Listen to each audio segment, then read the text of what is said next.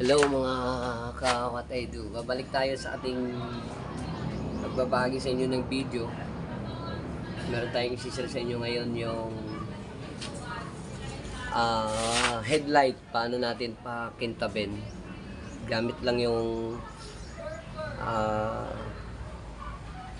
nagagamit din natin sa ating sasakyan. So, yung may mga problema dyan sa headlight, medyo malabo na, medyo siyempre luma na yung mga sasakyan natin.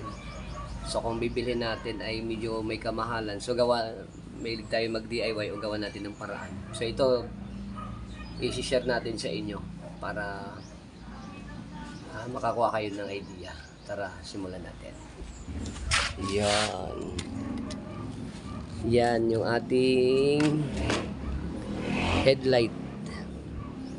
Yung sasakyan natin ay luma na, mga 2012 model.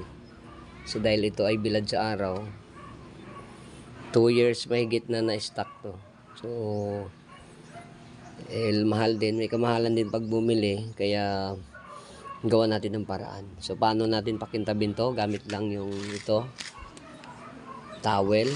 So kailangan malinis. Yan. Ito yung kabilang side gamitin natin kasi nagamit na natin to. So yan, tapos ito lang yung ito. Yan, gamit lang ang sikreto nating magpakinis ng ating headlight.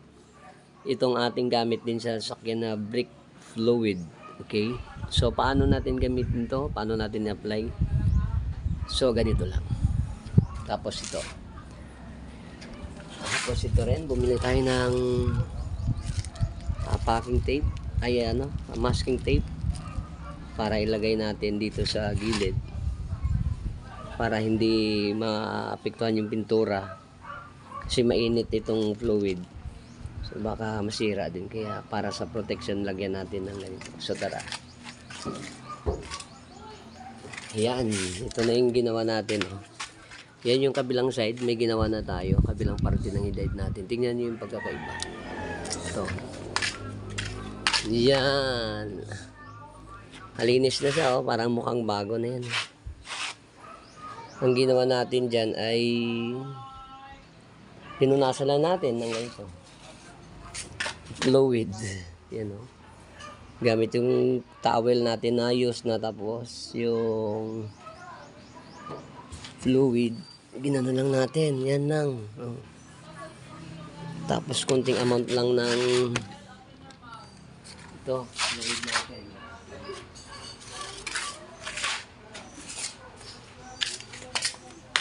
Ganun na natin.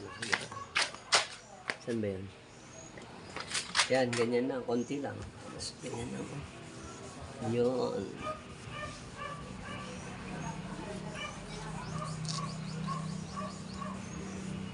So makintab na yan. Kita mo yan, makintab na. Mukhang yan, oh. Hindi na siya dati na kulay dilaw o naninilaw. So dito tayo sa kabila. Kita natin sa inyo. Okay. Yan, medyo iba talaga. Tingnan niyo ang pagkakaiba. Yan, oh. Kinis na yan. Ito ay naninilaw. Yan, oh. So papakinisin din natin yan gamit itong fluid natin tsaka yung tela. So simulan na natin. Dito na ito sa kabilang side kasi sa kabila ay nagawa na natin. Ganyan lang. Oh. Punas lang natin dito. Pag naramdam yan na meron na, so punas lang.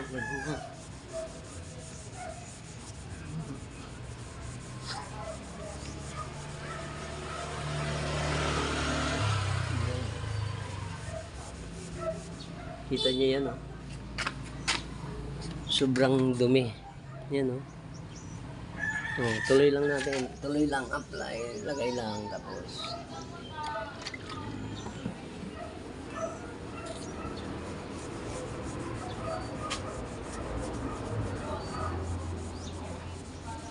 hindi man siya ganoon ka-kintab.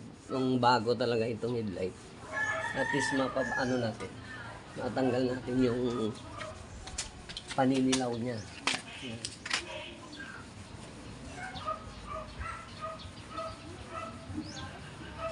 Ayun, nakuha natin na dumi, oh. Yun, oh.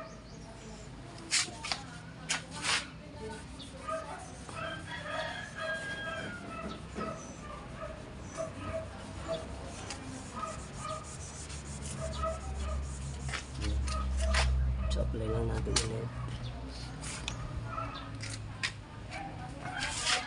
Ayan lang.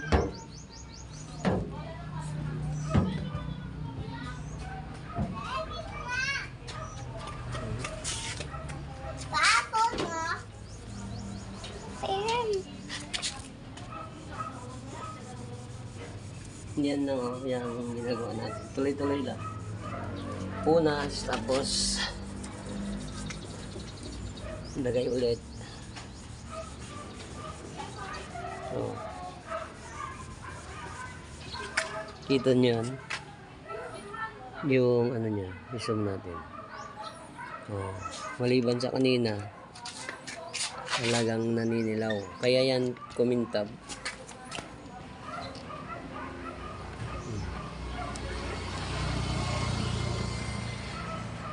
Yan lang.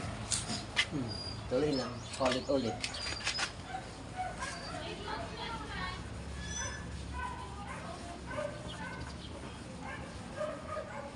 Hintihan yan. Nakuha na.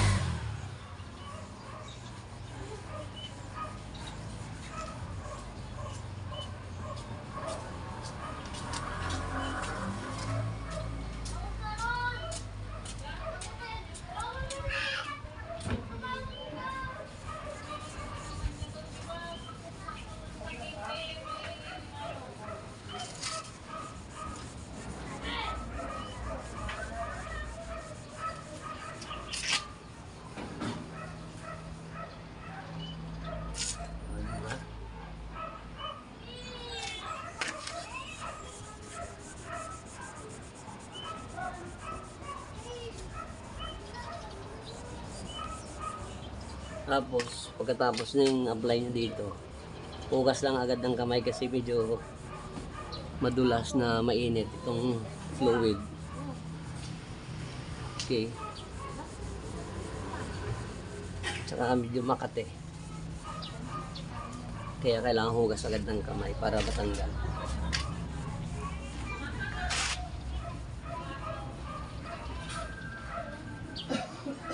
Ganyan na.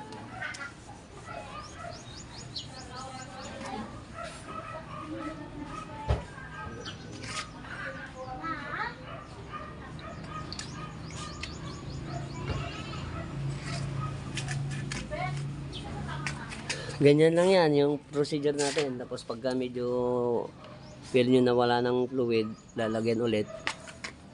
Tapos paulit-ulit lang. Again. Lalo yung sa mga maluma ng sasakyan, faded na or naninilaw na itong mga headlight. Wala naman tayo pambili. Kasi medyo may kamahalan. So paano natin pakintab gamit ng ating brake fluid lang. Meron ka naman ito pag meron ka sa sasakyan, meron kayong brake fluid kasi nagre-reserva ka. Kasi kailangan to eh. So yun lang din yung gagamitin. Apply mo lang, kuha ka ng towel, bili ka ng ganito. So, kita mo yun. This, kumintab siya na wala na yung paninilaw niya. Dito na nakuha natin. Oh. Kita mo yun. So, ulit-ulitin mo yan. Mas maganda yung maging resulta nun. Ulit-ulitin mo lang siya hanggang kontento ka sa kanyang kintab. So, pwede mo lang i-stop. Okay. Pero dahil tayo ay nagbibideo, so hindi naman pwedeng matagal. So, yun lang. Gamit lang yung brake fluid. Gamit lang yung brake fluid natin. Tapos itong towel. Tapos itong masking. masking tape. So, mayroon ng pagkakaiba. So, luminis or kumintab yung itong ating headlight. Okay, so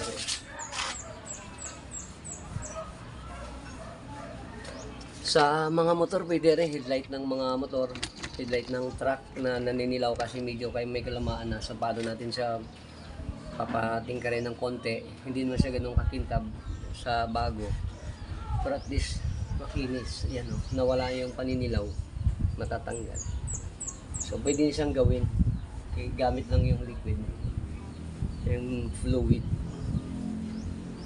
Okay, so ito na yung ginawa natin sa kabila. Ayan. So, malinis na siya. Ngayon, ito yung ginawa natin. Oh, di ba? So, yun lang.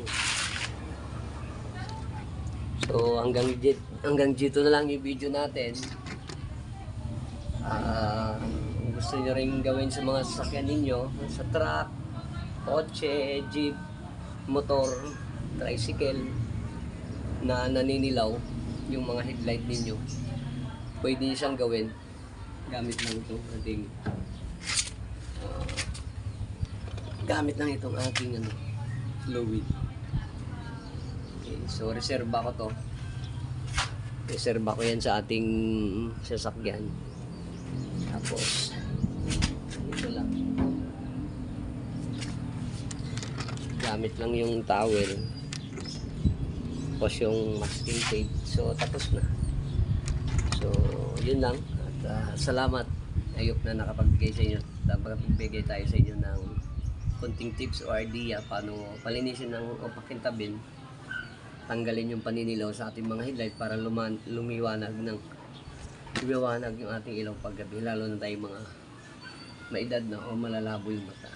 So, yun lang. At salamat sa panonood. Please subscribe and then click the notification bell para sunod natin ng mga video updated kayo. So, God bless po. Thank you.